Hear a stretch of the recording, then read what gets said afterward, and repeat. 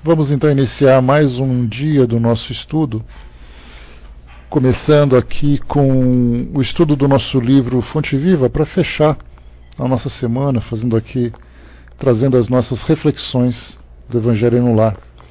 O nosso texto de hoje é o Fonte Viva, o livro Fonte Viva, o texto número 82, Quem serve, prossegue.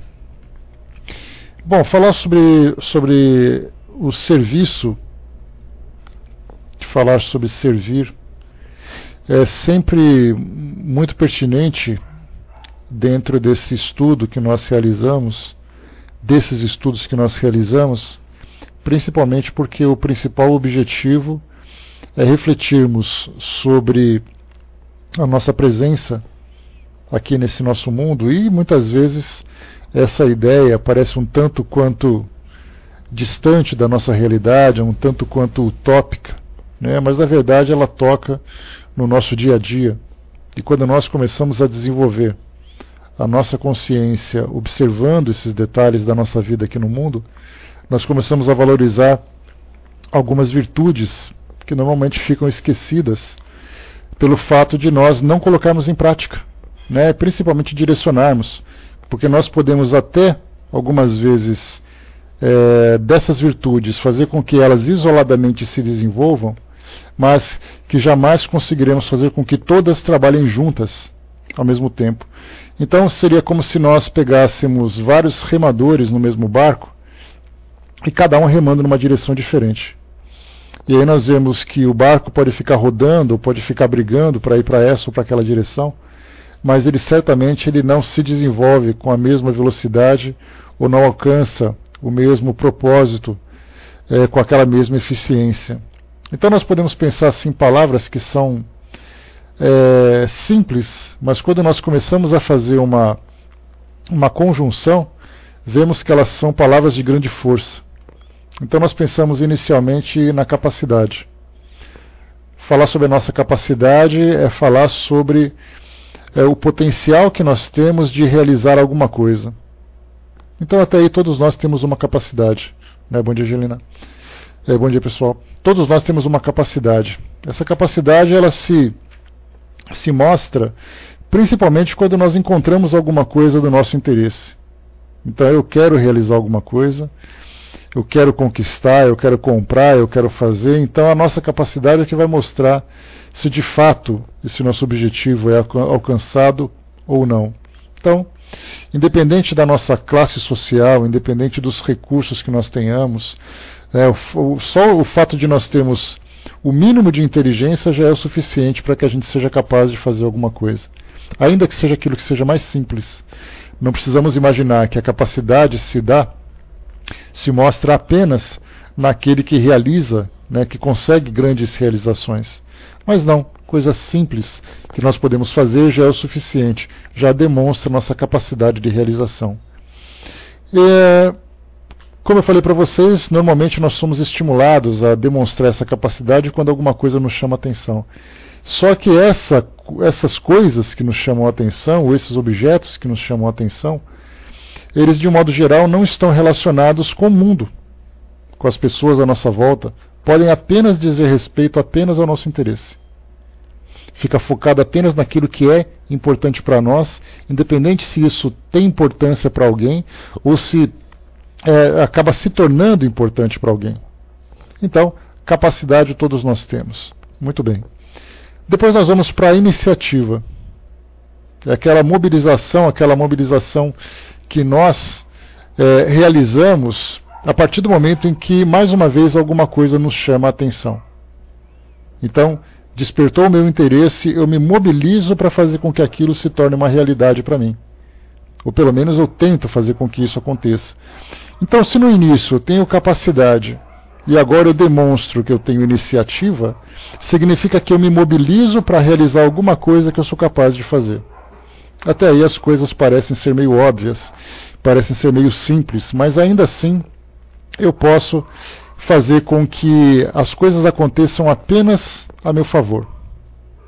Depois nós começamos então a entrar numa terceira virtude, que seria a produtividade, que é a capacidade de produzir alguma coisa, mas não apenas uma produção única, uma produção isolada, mas uma produção contínua.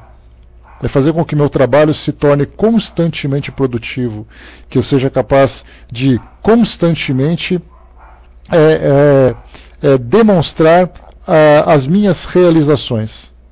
Mais uma vez, a gente pode juntar então a capacidade, a gente pode juntar a iniciativa e a gente pode juntar a produtividade. Então eu vou tomar a iniciativa de fazer alguma coisa que eu sou capaz com produtividade, com constância. Então até aí também eu posso fazer isso voltado apenas para o meu próprio interesse. Depois eu tenho motivação, que é uma outra palavra que também que a gente vai usar para poder complementar essas nossas ideias. A motivação é quando eu faço alguma coisa que realmente seja interessante, alguma coisa que me provoque satisfação, me traga satisfação. Então eu tenho a iniciativa de fazer alguma coisa com que eu sou capaz, alguma coisa que seja produtiva e alguma coisa que me dê motivação. E aí dessa forma nós vamos juntando, montando esse quebra-cabeça, né, que na verdade ele vai trazer para nós um formato final. Porque aí depois a gente começa, primeiro, dessas 4 palavras a gente pode juntar outras. A importância, ou seja, o fato de nós nos importarmos com alguma coisa. Inicialmente nós poderíamos até nos importar conosco mesmo apenas. Eu faço aquilo que é importante para mim e eu não tenho importância nenhuma para aquilo que diz respeito aos outros. Então, dessa forma, né, que coisa boa, Alice. Né? Então, dessa forma, nós temos assim, eu me importo comigo, eu me importo com o ambiente onde eu vivo, eu me importo com as palavras que estão, com as pessoas que estão próximas, eu me importo com o ambiente, eu me importo com o objetivo do trabalho que eu realizo. Então eu começo a tomar iniciativas para demonstrar minha capacidade, para produzir alguma coisa que me promova satisfação, porque eu me importo com aquilo que existe à minha volta. E aí depois a gente começa a demonstrar também o amor. Poderíamos colocar aqui palavras e mais palavras, com virtudes e mais virtudes, para poder complementar tudo isso, e seriam como se fossem peças encaixadas num grande quebra-cabeças, que formassem, por exemplo, um grande coração. Vamos imaginar assim com esse desenho. Porque aí a gente começa então a juntar cada uma dessas peças, e isso começa então a perceber que isso vai também moldando a nossa própria personalidade. Não é simplesmente um ato egoísta, um ato individualista, mas conforme a gente vai desenvolvendo cada uma desses potenciais que nós temos, nós percebemos que o nosso caráter, a nossa personalidade vai se moldando de tal forma que as nossas tendências não se tornam mais individualistas, mas elas se tornam universalistas. Significa que nós começamos a nos preocupar com o universo à nossa volta, mesmo que seja um universo pequeno. Porque a referência que nós temos de serviço, e eu não falo necessariamente de caridade, professor, porque a gente imagina assim que o ato de servir significa apenas a caridade. E para fazer a caridade, eu vou ter que preencher um formulário que tem ali o termo de voluntariado, eu vou ter que me associar a uma instituição que presta o serviço de caridade, eu vou ter que procurar um público que precise da minha ajuda para que eu possa prestar essa assistência, e na verdade não.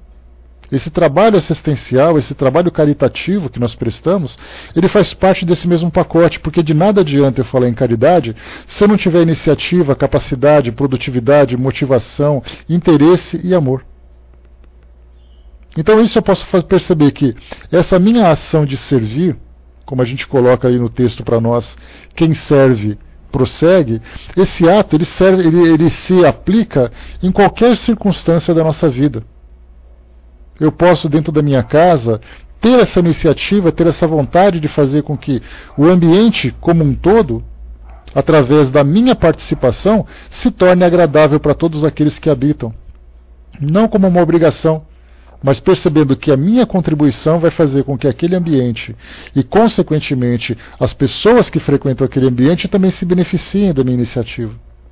Dentro do meu ambiente de trabalho, normalmente já é uma situação complicada, porque é sempre aquela ideia, aquele conflito que existe entre o empregador e entre o empregado, né? Entre o patrão e o funcionário.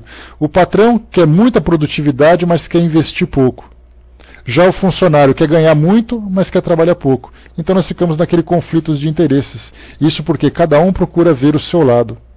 Mas a partir do momento em que nós nos comprometemos com aquela tarefa, ou seja, eu fui contratado e aceitei os termos dessa contratação, significa que eu estou comprometido com aquela tarefa.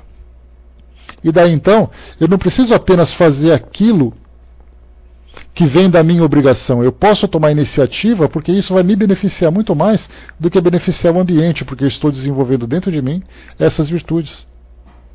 E é aí que a gente começa a perceber que muito mais, né?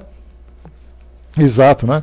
Então, a gente começa a observar que essa nossa conduta de imaginar que o mundo deve girar à nossa volta e que nós devemos ser apenas os únicos beneficiados é o que faz com que o mundo seja individualista. Porque nós procuramos fazer com que a nossa felicidade individual, ou seja, que a minha felicidade venha antes da felicidade de todo mundo. Aí todo mundo vai dizer assim, mas é óbvio que você quer ser feliz antes de todo mundo. Só que eu me esqueço que todo mundo também quer ser feliz. Então vocês querem ser felizes muito antes do que eu ser feliz. Eu também quero ser feliz, o outro quer ser feliz, a gente começa a brigar e todo mundo se torna infeliz. Só que na verdade essa felicidade que nós buscamos, como a gente já lembrou sempre, é uma felicidade ilusória, porque na verdade a gente busca conforto, a gente busca momentos alegres, momentos de satisfação, momentos de prazer, mas a felicidade jamais. Não dessa forma individualista. Porque a felicidade é um estado de espírito que ele depende do desenvolvimento de todas essas virtudes. Aquela pessoa que não tem essas virtudes desenvolvidas, ela jamais vai conseguir ser feliz. Mesmo que ela diga assim, olha, eu sou muito feliz vivendo desse jeito, eu quero que o mundo se exploda. A ideia egoística que ela demonstra de felicidade é completamente equivocada. Porque quando a gente começa a expandir a nossa consciência e a gente começa a expandir também os nossos próprios sentimentos, a gente vê que aquele que fica fechado dentro de si mesmo jamais vai conseguir ser feliz. Ele simplesmente vai se iludindo cada vez mais e vai percebendo, conforme a gente vai analisar aqui no nosso estudo de hoje, que aquele que vai se fechando dentro de si mesmo se torna escravo. Porque ele se torna escravo de todos aqueles de quem ele depende. Porque ele diz assim, olha, eu não preciso fazer nada por ninguém, eu espero que façam por mim. Ou então ele diz assim, olha, eu não dependo de ninguém e eu não quero saber que eu não preciso de nada que façam por mim. Só que na verdade ele se esquece que a roupa que ele veste, a comida que ele se alimenta, o lugar onde ele vive, sempre depende de alguém que fez alguma coisa. Mas ele diz assim, mas eu paguei por tudo isso. É a ideia que ele tem. Que o fato dele ter comprado aqueles serviços já faz dele completamente independente. E pelo contrário, isso demonstra claramente que ele tem que comprar o serviço de alguém porque ele não recebe graciosamente como poderia. Então vamos para o nosso texto para a gente fazer uma reflexão e depois ao final eu trago para vocês aqui uma pequena história para ilustrarmos um pouco mais esse nosso raciocínio. Então o texto de hoje, quem serve, prossegue. Emmanuel separou para nós aqui uma passagem do Evangelho de Marcos, capítulo 10, versículo 45, dizendo para nós, o Filho do Homem não veio para ser servido, mas para servir. E aqui já dá para a gente ter uma ideia, né, do resumo que isso significa através da própria história de Jesus. Mostrando, por exemplo, que tudo aquilo que ele fez na sua trajetória conhecida entre nós, naquele período dos seus 30 até os 33 anos de idade. Me dá um ok, por favor, pessoal. Só para confirmarmos aqui. Obrigado. Então, nesse caso a gente vê que a história de Jesus demonstra claramente isso, que tudo aquilo que ele fez foi se dedicar a alguma coisa, se dedicar ao esclarecimento, se dedicar à consolação, se dedicar à cura, se dedicar a orientação daquelas pessoas que buscavam uma resposta para suas angústias. Então, sempre com esse propósito de serviço. E quando nós pensamos, mas quando ele foi servido exatamente? Quando ele ficou naquela condição de estagnação, esperando que fizessem alguma coisa por ele? E na própria história de Jesus a gente tem esse panorama, porque mostra o Império Romano, onde nós temos ali soldados, administradores, imperador, e ali mostra claramente que todos eles eram servidos, porque viviam, né, naquela condição de grande conforto, tendo ali seus serviçais, tendo seus escravos e tudo mais, enquanto que ele fazia exatamente o contrário. Então esse modelo de conduta é exatamente o que demonstra a sua grande elevação, e é nisso que nós temos que nos espelhar. Mais uma vez, quando nós falamos em servir, não falamos necessariamente em prestação de serviço no ambiente de caridade. Nós falamos de uma postura diante de todas as circunstâncias de nossa vida. Sermos prestativos, sermos úteis onde quer que nós estejamos, tendo ali, né, a possibilidade de demonstrar capacidade, iniciativa, produtividade, motivação e todos os outros. Vamos aqui para o nosso texto. Diz para nós aqui então, Emmanuel: a natureza em toda parte é um laboratório divino que elege o espírito de serviço por processo normal de evolução.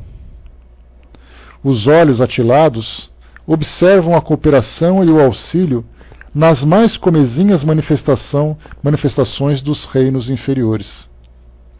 A cova serve a semente. A semente enriquecerá o homem. O vento ajuda as flores, permutando-lhes os princípios de vida. As flores produzirão frutos abençoados. Os rios confiam-se ao mar. O mar faz a nuvem fecundante. Por manter a vida humana no estágio em que se encontra, milhares de animais morrem na terra de hora em hora, dando carne e sangue a benefício dos homens. Infere-se de semelhante luta que o serviço é o preço da caminhada libertadora ou santificante.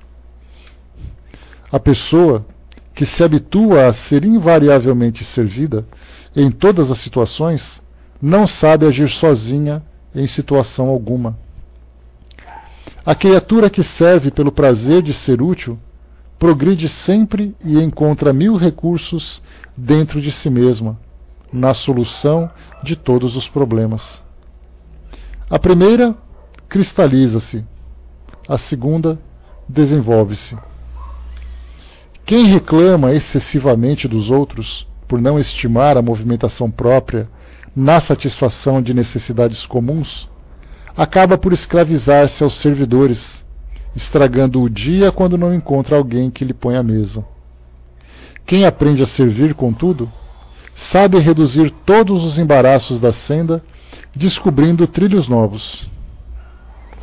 Aprendiz do Evangelho, que não improvisa a alegria de auxiliar os semelhantes, permanece muito longe do verdadeiro discipulado, porquanto o companheiro fiel da Boa Nova está informado de que Jesus veio para servir, e desvela-se a benefício de todos até o fim da luta.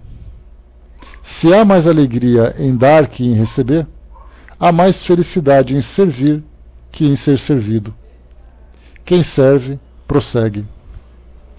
Esse é o resumo que nós temos, né, ou melhor, essa mensagem que nós temos desse texto, que é realmente bastante profundo, porque quando se fala sobre o serviço de modo geral, acumulando todas as virtudes que necessita para poder se demonstrar, para poder se fazer presente, ou para ser realizado, nós vemos que essas virtudes elas precisam ser desenvolvidas dentro de cada um de nós.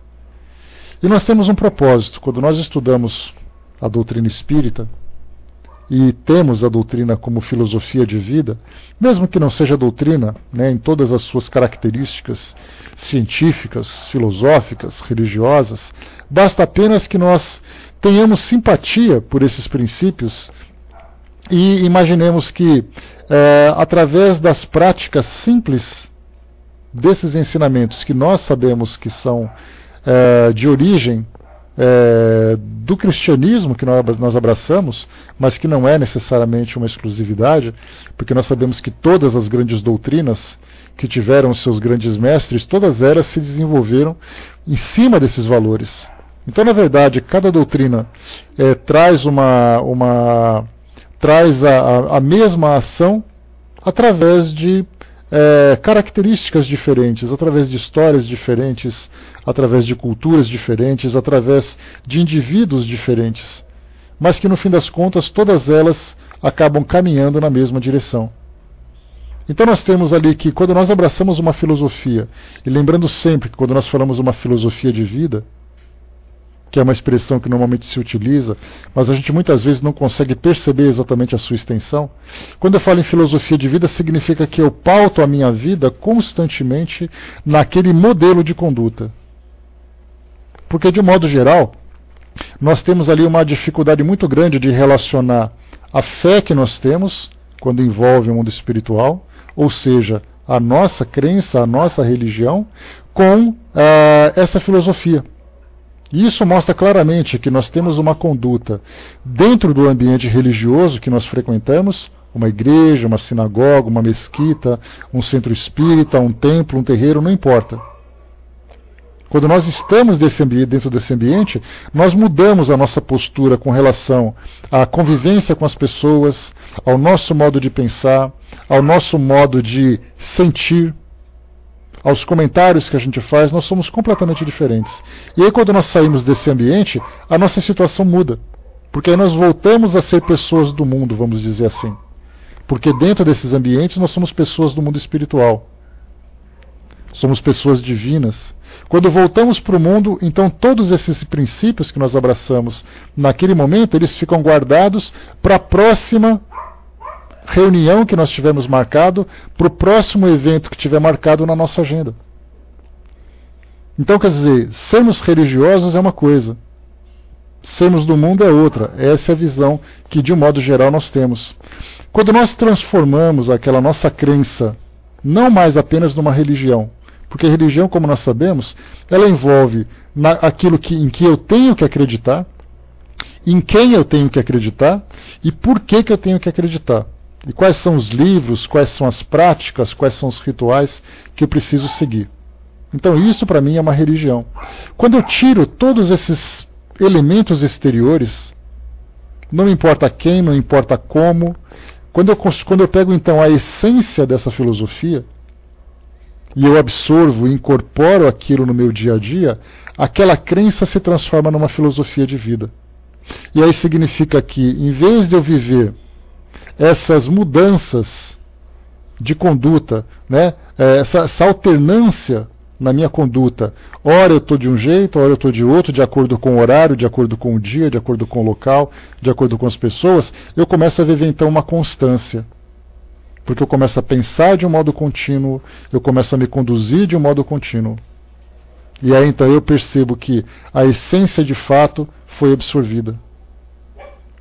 E então essa é a minha conduta no dia a dia. Então quando nós pegamos aquilo que todas as grandes religiões trazem, que é principalmente modificar o indivíduo para que ele possa se elevar espiritualmente, todas elas trazem isso. Então falam, por exemplo, que Jesus foi um grande mestre que serviu, que Buda fez a mesma coisa, que Maomé também fez a mesma coisa. Começamos a pegar esses grandes líderes, então nós nos satisfazemos unicamente em termos esses líderes como grandes referências.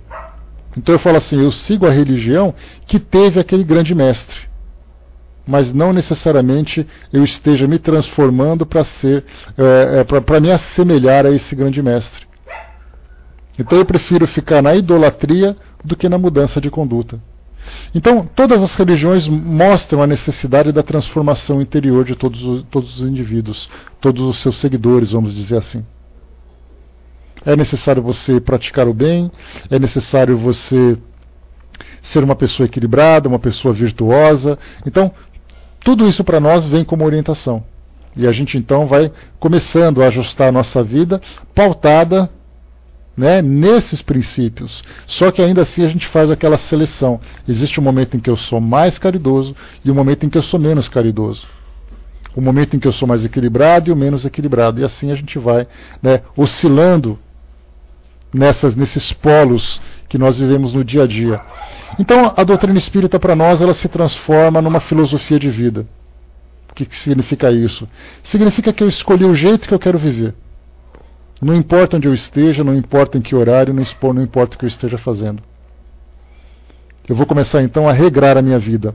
Eu acho que é melhor eu mudar a minha conduta nesse sentido, eu parar de frequentar esses ambientes porque não são saudáveis, a convivência com aquelas pessoas não são interessantes. No início, nós ouvimos as mensagens reflexivas e ali Divaldo Franco falava para nós assim da importância do diálogo saudável.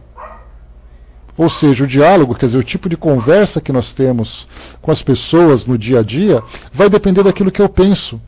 Então há a necessidade de eu começar também a fazer uma reformulação naquilo que eu penso, na visão que eu tenho do mundo, na visão que eu tenho das pessoas, na visão que eu tenho a respeito de mim mesmo.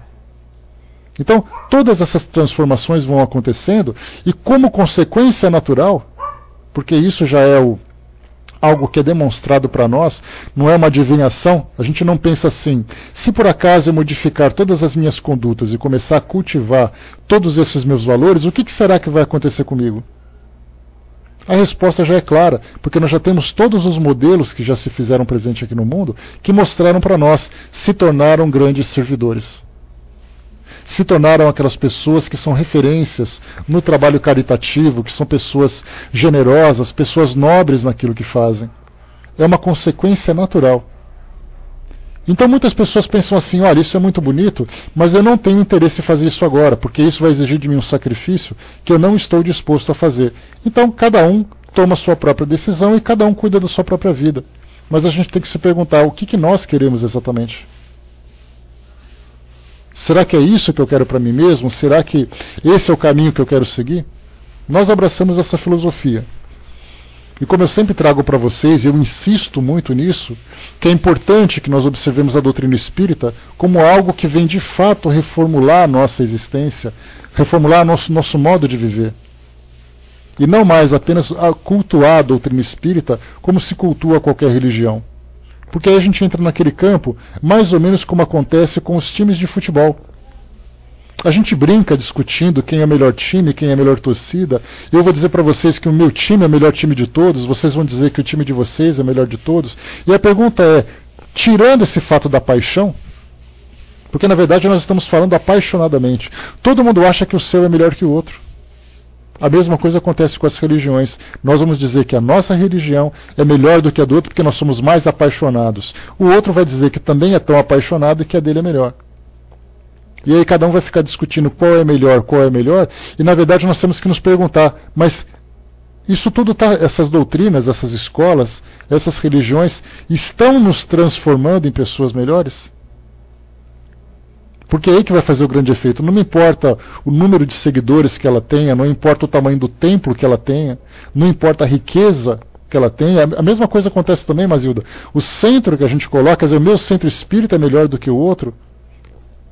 A gente começa então a fazer essa concorrência entre nós, sem nos preocuparmos com a nossa transformação interior. Porque a partir do momento em que nós nos transformamos intimamente, aí nós começamos a nos tornar servidores e nós percebemos que o servidor de fato é aquele que é mais humilde. É aquele que se vê como menor e por isso se esforça muito mais. E eu me recordo das mensagens que são trazidas para nós, principalmente através da psicofonia, o Dr. Bezerra de Menezes, através do Divaldo, ele sempre faz ali atrás aquelas instruções. E aí então no final ele sempre diz assim, o mínimo e fraternal, né, e paterno Bezerra. Ou seja, se coloca como servidor do mais humilde e um espírito daquela envergadura. Então na verdade a gente tem que sempre alimentar que aquele que está disposto a servir não faz concorrência.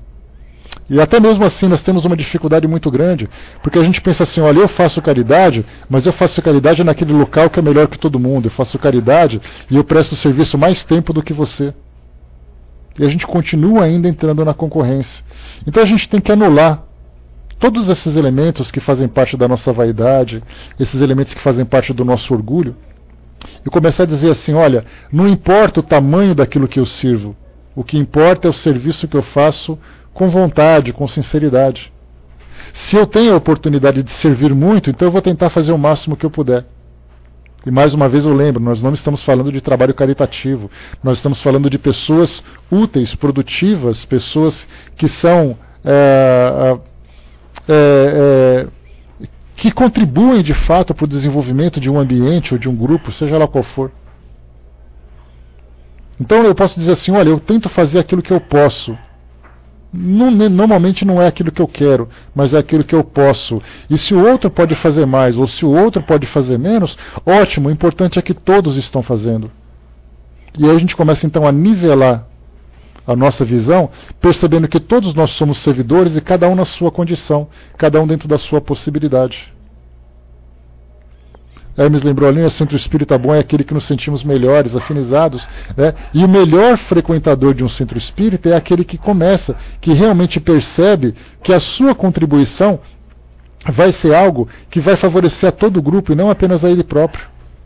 Então nós vemos que através dessa prática, desse exercício constante de nós ficarmos nos policiando, não ficar observando as pessoas, quem faz, por que faz, onde ela faz, o que ela ganha com isso, não importa isso. O que importa é que quanto mais nós nos observamos, percebendo que as oportunidades acontecem o tempo todo à nossa volta, e que nós temos que aprender a utilizar essa oportunidade como algo que vai se reverter ao nosso próprio favor, a nosso próprio favor. Então nós temos ali iniciativas das mais diversas que nós podemos tomar, mas que muitas vezes nós nos damos conta. A gente pensa, por exemplo, mas o que eu posso fazer exatamente? Como iniciativas, o que eu posso fazer para transformar o ambiente à minha volta, sendo que muitas vezes eu não tenho recursos para isso? Muitas vezes eu não tenho saúde, eu não tenho tempo, o ambiente onde eu me encontro não é um local onde me favoreça esse tipo de ação.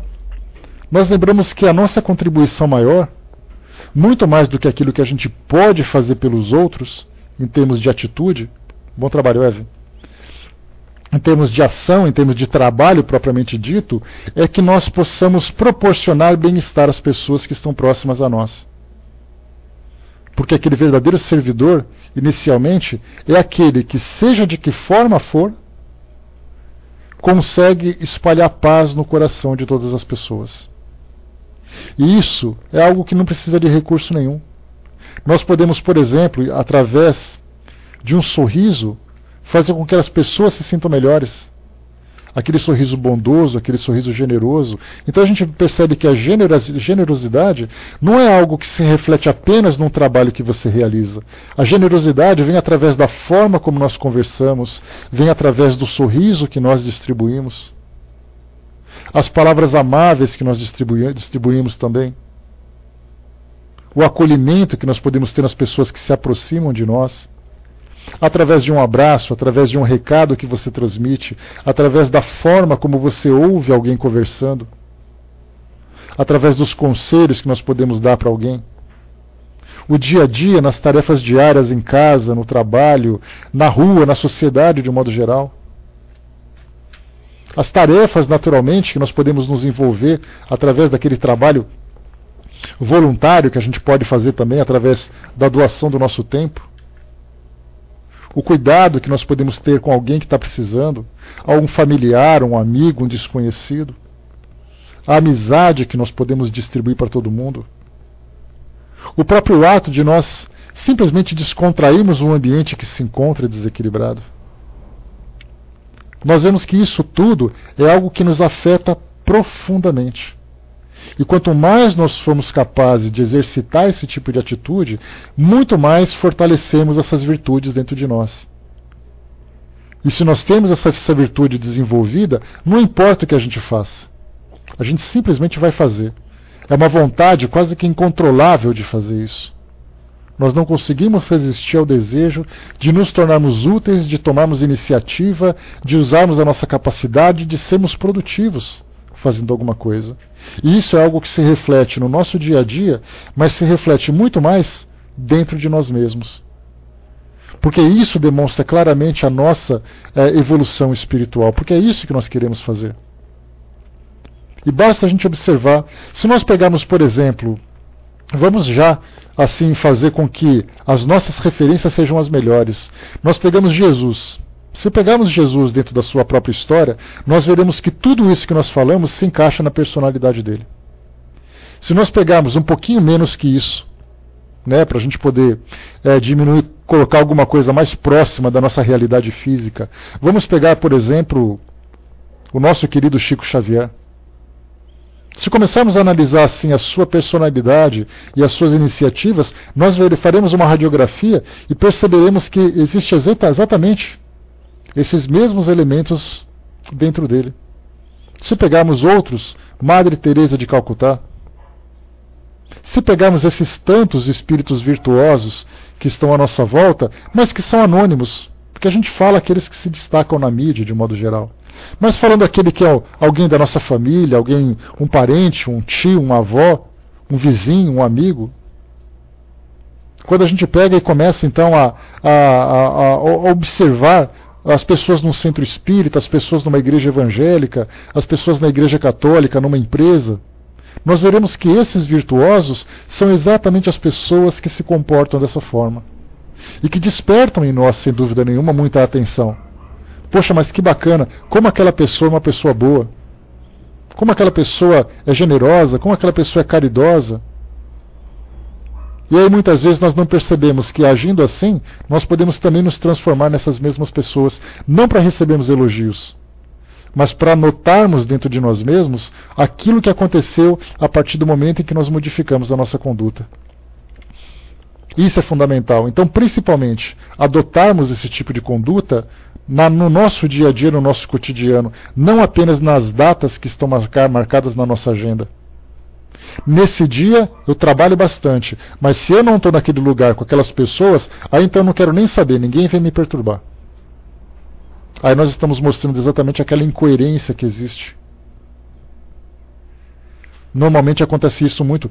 A gente lembra sempre, né, como eu passo para vocês, nós temos ali mais de 90% da população mundial está envolvida com alguma religião. 90% da população mundial. Mais do que isso. Porque aqueles que são ateus são muito poucos. E existem aqueles que não estão vinculados a nenhuma religião, mas alimentam a sua fé em Deus.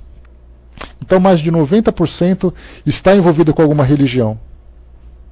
E aí então a gente pensa, tá, 90% está envolvida com uma religião. Por que o mundo não se transformou ainda se todas as religiões falam do amor, falam da caridade, falam da esperança? Por que o nosso mundo hoje vive esse grande desespero com tantas pessoas seguindo crenças e religiões?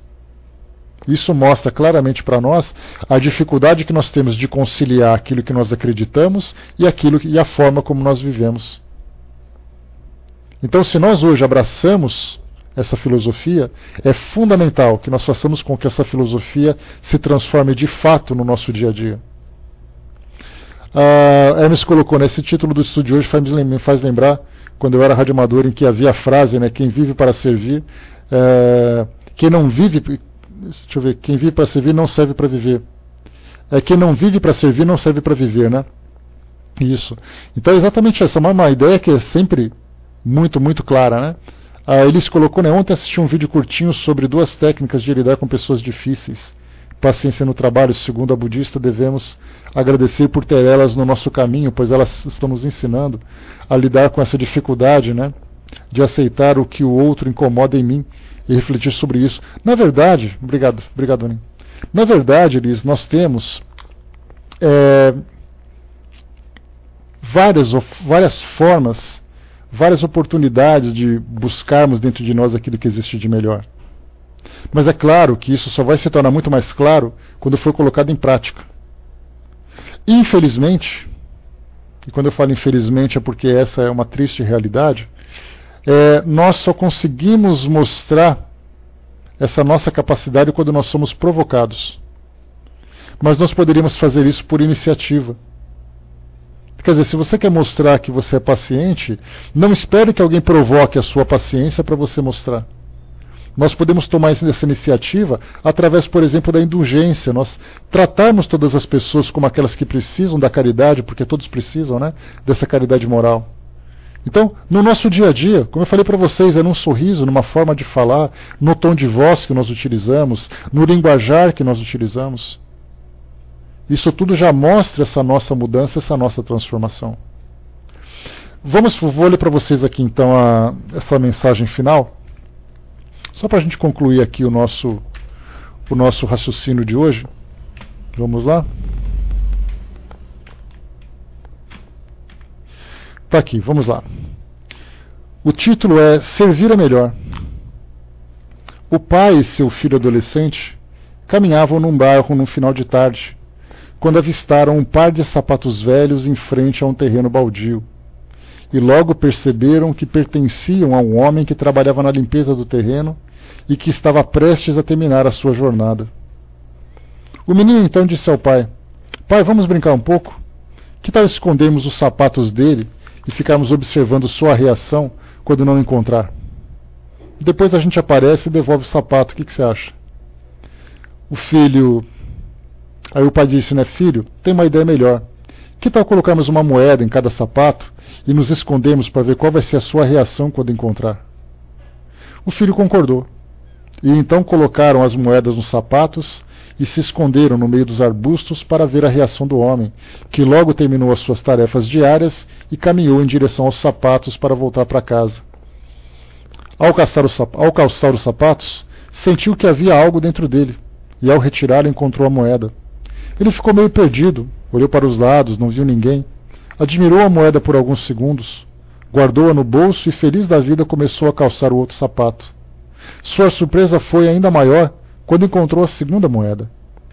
Ele então levantou os olhos ao céu e agradeceu, porque aquelas moedas iriam ajudá-lo a comprar um pouco mais de comida para sua esposa e filhos.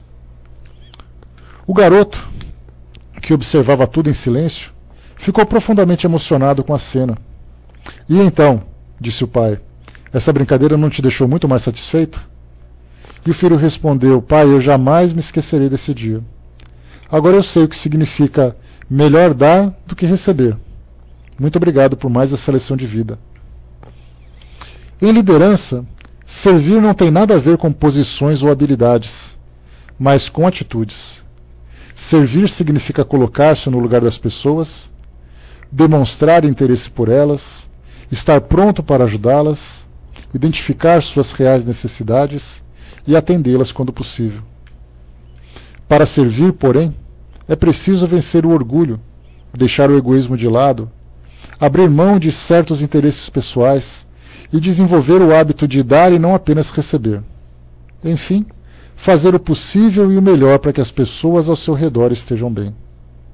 É por isso que a empatia é tão importante na liderança. É preciso enxergar com os olhos dos outros, calçar seus sapatos e sentir o que eles sentem. Só então é que seremos capazes de servi-los em suas reais necessidades. Por isso, não ceda à tentação de começar como servidor e terminar como celebridade, permitindo que aplausos e holofotes o deixem cego, tornando nula sua autoridade, ainda que continue no poder. O verdadeiro líder não está interessado em ganhar notoriedade ou apenas impressionar as pessoas, porque isso qualquer um com poucas habilidades pode ser, ainda que não se aproxime das pessoas.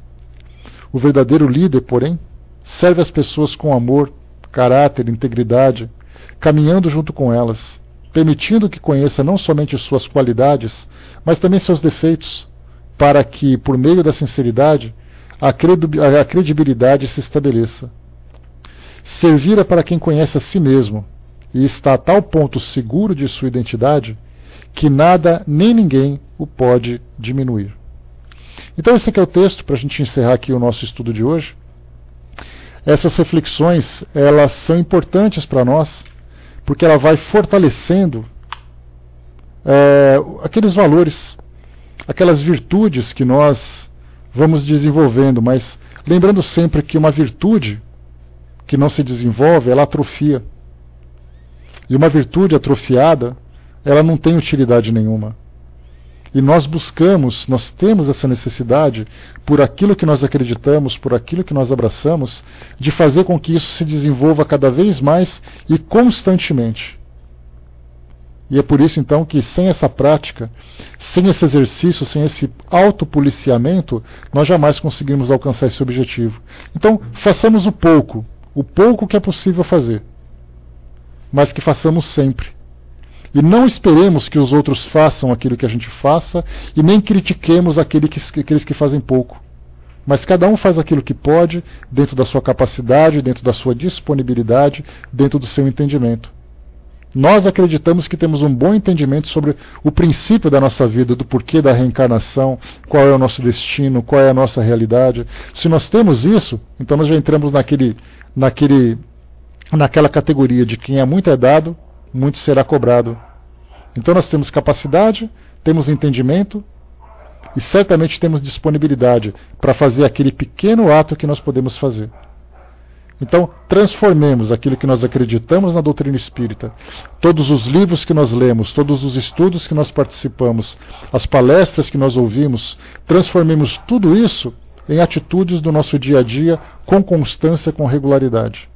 Que certamente nós sofreremos esse efeito extremamente positivo na nossa vida íntima, e consequentemente isso vai se refletir no ambiente onde nós nos encontramos. Porque a nossa agressividade é capaz de perturbar um ambiente, a nossa generosidade é capaz de equilibrar um ambiente. Então, onde quer que nós estejamos, como diz Joana de Ângeles, quando nós olharmos para trás, observemos as flores que nós deixamos, e não os espinhos que nós deixamos para quem vem atrás de nós. Fechando por aqui então, pessoal. Eu vou passar para a nossa amiga Silvia, que vai fazer o encerramento para nós. E daqui a pouquinho a gente volta para deixar os recadinhos. Mas isso é bom porque todos nós vamos aprendendo sempre, né, junto, refletindo, conversando. Porque do contrário, né, o ensinamento morto, conhecimento morto, virtudes secas, isso tem que se desenvolver, e certamente se desenvolve muito mais